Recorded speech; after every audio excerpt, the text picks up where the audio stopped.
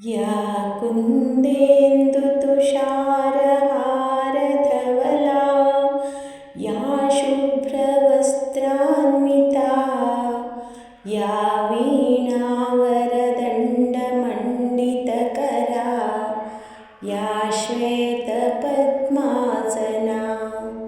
या ब्रह्माच्युतशङ्करप्रभृतिभिः देवैः सदा पूजिता सा मां पातु सरस्वती भगवती ನಿಶ್ಶೇಷಜಾಡ್ಯಾಪಹ. ಆತ್ಮೀಯ ವೀಕ್ಷಕರೇ, ನಿಮ್ಮ ಪ್ರೀತಿಯ ನಮ್ಮ ಮಕ್ಕಳು ಬ್ಲಾಗ್ಸ್ಗೆ ಸ್ವಾಗತ. ಎಲ್ಲರಿಗೂ ಗುರುವಾರದ ಶುಭೋದಯ. ಹಾಗೂ ಇಂದು ಗುರುಪುಷ್ಯಾಮೃತ ಯೋಗ ಇದೆ. ಇಂದಿನಿಂದ ಒಂದು ಮಂಡಲ ಅಂದರೆ ಮುಂದಿನ ಪುಷ್ಯ ನಕ್ಷತ್ರದವರೆಗೂ ಸರಸ್ವತಿ ವಿದ್ಯಾವರ್ಧಕ ಸ್ತೋತ್ರವನ್ನು ಮಕ್ಕಳು ಪಠಿಸಿದರೆ ವಿದ್ಯೆ ಬುದ್ಧಿಯಲ್ಲಿ ಪ್ರತಿಭಾವಂತರಾಗುತ್ತಾರೆ.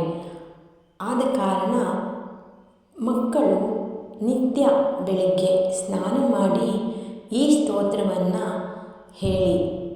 ಪ್ರಥಮಂ ಭಾರತೀ ನಾಮ ದ್ವಿತೀಯಂ ಚ ಸರಸ್ವತಿ ತೃತೀಯಂ ಶಾರದಾ ದೇವಿ ಚತುರ್ಥಂ ಹಂಸಗಾಮಿನಿ ಪಂಚಮಂ ಚ ಜಗನ್ಮಾತಾ ಷಷ್ಠಂ ಚೈವ ತು ಪಾರ್ವತಿ ಸಪ್ತಮಂ ಕಾಲರಾತ್ರಿ ಚ ಅಷ್ಟಮಂ ಬ್ರಹ್ಮಚಾರಿಣಿ ನವಮಂ ಚ ಮೃಗಾಕ್ಷಿ ಚ ದಶಮಂ ಬ್ರಹ್ಮಪುತ್ರಿಕಾ ಏಕಾದಶಂ ತು ವಾಗ್ವಾಣಿ ದ್ವಾದಶಂ ವರದಾಂಬಿಕಾ ದ್ವಾದಶೈತಾನಿ ನಾಮಾನಿ ತ್ರಿಸಂಧ್ಯಂ ಯಃ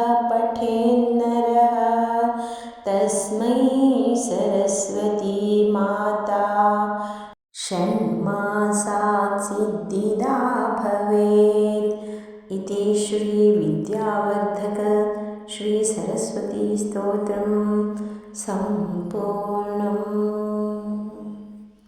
ಪ್ರಥಮಂ ಭಾರತೀ ನಾಮ ದ್ವಿತೀಯಂ ಚ ಸರಸ್ವತಿ ತೃತೀಯಂ ಶಾರದಾ ದೇವಿ ಚತುರ್ಥಂ ಹಂಸಗಾಮಿನಿ ಪಂಚಮಂ ಚ ಜಗನ್ಮಾತಾ ಷಷ್ಠಂ ಚೈವ ತು ಪಾರ್ವತಿ ಸಪ್ತಮಂ ಕಾಲರಾತ್ರಿ ಚ ಅಷ್ಟಮಂ ಬ್ರಹ್ಮಚಾರಿಣಿ ನವಮಂ ಚ ಮೃಗಾಕ್ಷಿ ಚ ದಶಮಂ ಬ್ರಹ್ಮಪುತ್ರಿಕಾ ಏಕಾದಶಂ ತು ವಾಗ್ವಾಣಿ ದ್ವಾದಶಂ ವರದಾಂಬಿಕಾ ದ್ವಾದಶೈತಾನಿ ನಾಮಾನಿ ತ್ರಿಸಂಧ್ಯಂ ಯಃ ಪಠೇನ್ನರಃ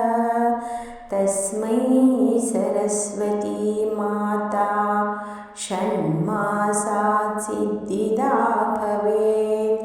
ಇತಿ ಶ್ರೀ ವಿದ್ಯಾವರ್ಧಕ ಶ್ರೀ ಸರಸ್ವತಿ ಸ್ತೋತ್ರಂ ಸಂಪೂರ್ಣಂ.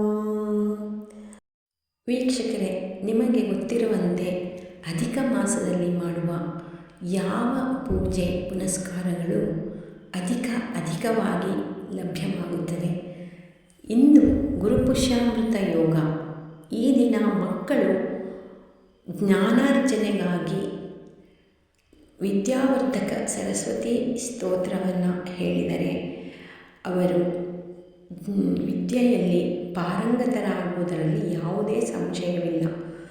ಈ ಸ್ತೋತ್ರವನ್ನು ನಿತ್ಯ ಬೆಳಿಗ್ಗೆ ಸ್ನಾನದ ನಂತರ ಹೇಳಿ ನಿಮ್ಮ ಇಷ್ಟಾರ್ಥಗಳನ್ನು ಸಿದ್ಧಿಸಿಕೊಳ್ಳಿ.